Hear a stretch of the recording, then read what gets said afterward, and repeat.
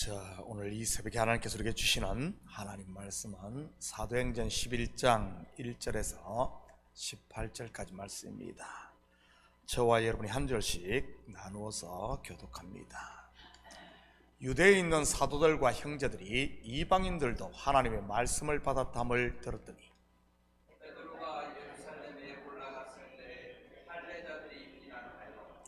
이르되 내가 무할례자들의 집에 들어가 함께 먹었다 하니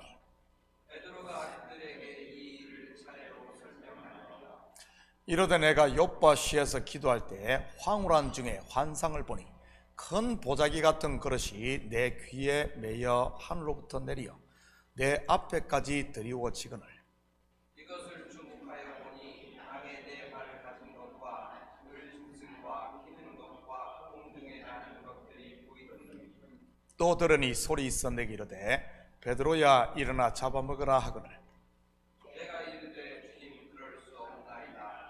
손대거나 깨끗하지 아니한 것은 결코 내 입에 들어간 일이 없나이다. 또 하늘로부터 두 번째 소리 있어 내게 이르되 하나님이 깨끗하게 하신 것을 내가 속되다고 하지 말라 하더라. 이런 일이 세 번 있은 후에 모든 것이 다시 하늘로 끌려 올라가더라. 마침 세 사람이 내가 유숙한 집 앞에 서 있으니 가이사랴에서 내게로 보낸 사람이라. 성령이 내게 명하사 아무 의심 말고 함께 가라 하시되 이 여섯 형제도 나와 함께 가서 그 사람의 집에 들어가서 그가 우리에게 말하기를 천사가 내 집에 서서 말하되 내가 사람을 욥바에 보내어 베드로라는 시몬을 청하라. 그가 너와 내 온 집이 구원받을 말씀을 내게 이르리라 함을 보았다 하거늘 내가 말을 시작할 때 성령이 그들에게 임하시기를 처음 우리에게 하신 것과 같이 하는지라. 내가 주의 말씀에 요한은 물로 세례를 베풀었으나 너희는 성령으로 세례를 받으리라 하신 것이 생각나노라.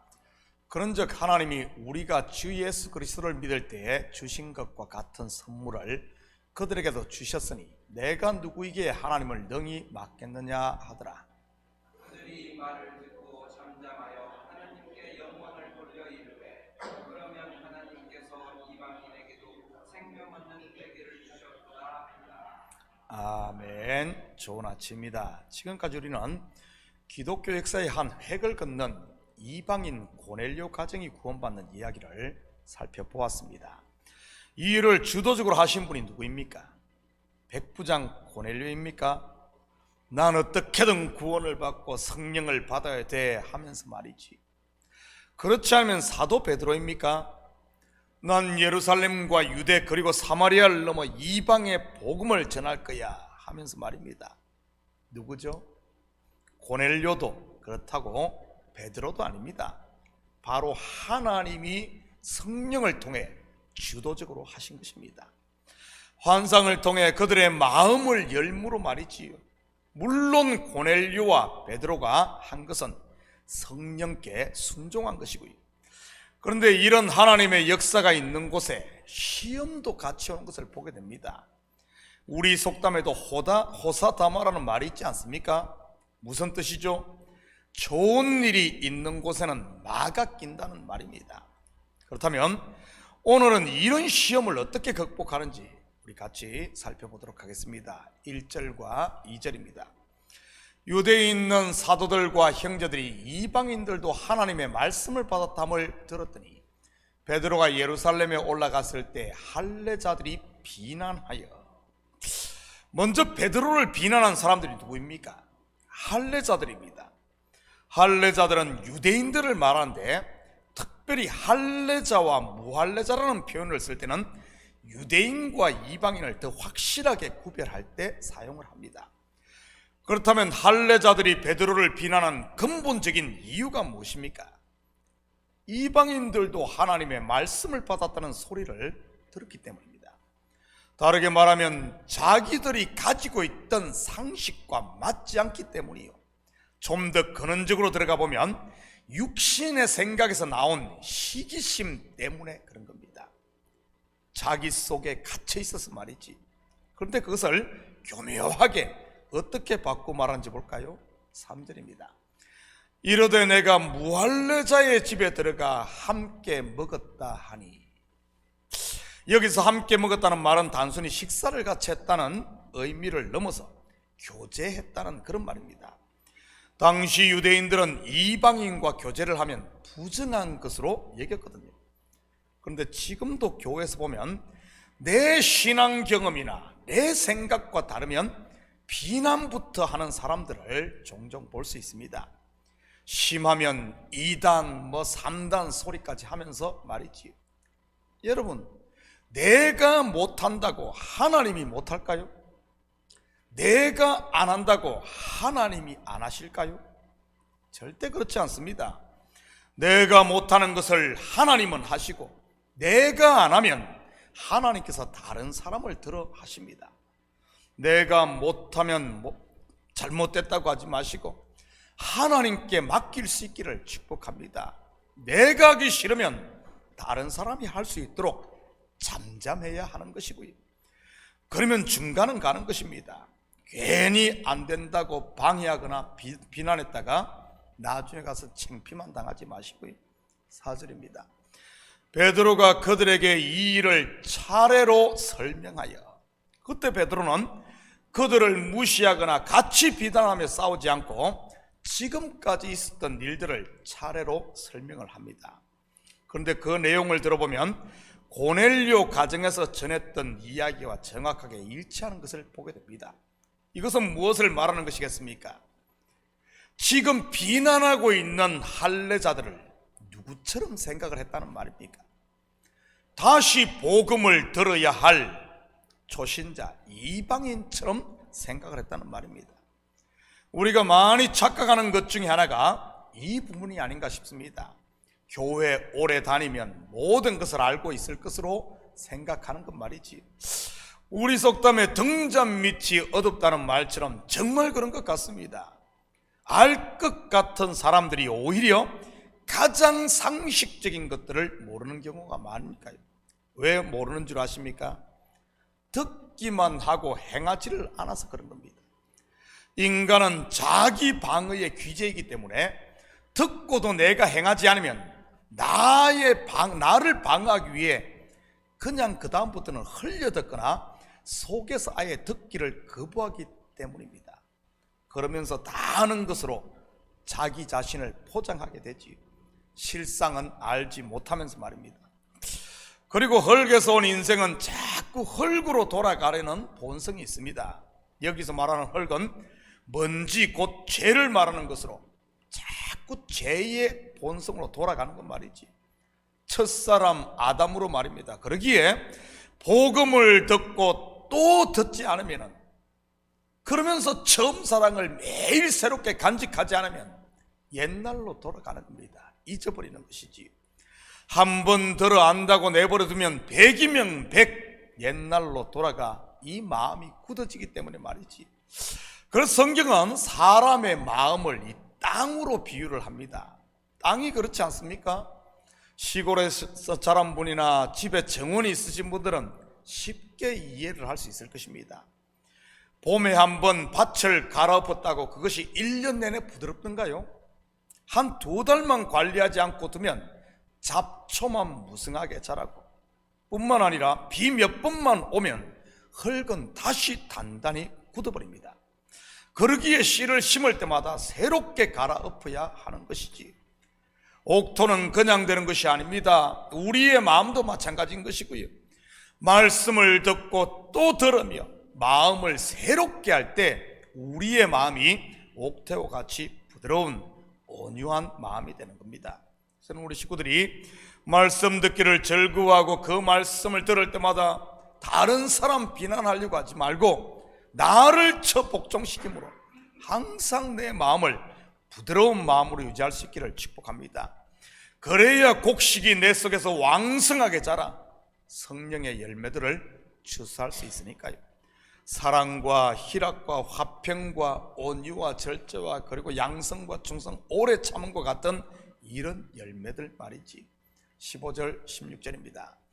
내가 말을 시작할 때 성령이 그들에게 임하시기를 처음 우리에게 하신 것과 같이 하는지라.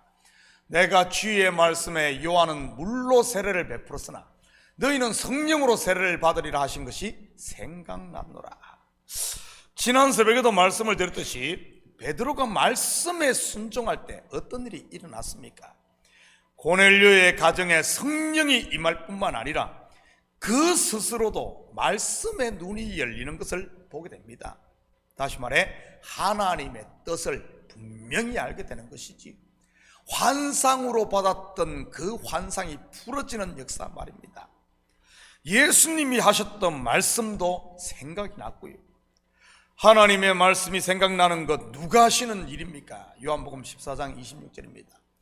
보혜사 곧 하나님께서 내 이름으로 보내실 성령 그가 너희에게 모든 것을 가르치고 내가 너희에게 말한 모든 것을 생각나게 하리라.